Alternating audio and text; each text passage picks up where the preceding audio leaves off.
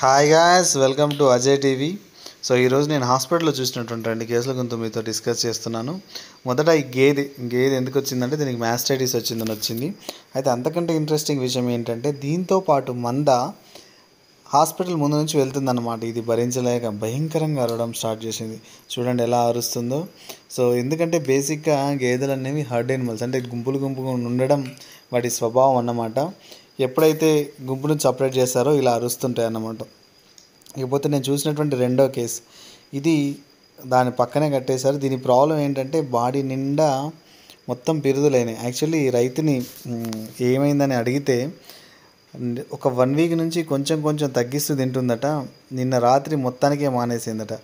So temperature నార్మల్గానే ఉంది, మిగతా ప్రాబ్లమ్స్ ఏం లేవు అని నేను దగ్గరికి వెళ్ళి క్లీన్గా అబ్జర్వ్ చేసి ఏం కనిపించిందంటే బాడీ మీద మొత్తం పేలు ఉన్నాయి. సో పేలు ఉండడం వల్ల రక్తం తాగుతూ వీక్నెస్ అవుతుంది ఒక కారణం. అయితే రెండో కారణం ఏంటంటే అవి ఇరిటేషన్తో తినడం కూడా మానేస్తాయి. కాబట్టి బ్యూటాక్స్ రాసిచ్చి ఐఫర్మెక్టిన్ ఇంజెక్షన్ వేసామన్నమాట. ఇకపోతే ఇంతకుముందు నేను చెప్పాను కదండి, ఫస్ట్ కేసు ఇది మ్యాస్టైటిస్ కేసు. సో మ్యాస్టైటిస్ కేసులో మనం ఏం చేస్తామంటే మంచి హయ్యర్ యాంటీబయాటిక్ వేస్తాం. దీనికి కూడా ఒక హయ్యర్ యాంటీబయాటిక్ వేసాం.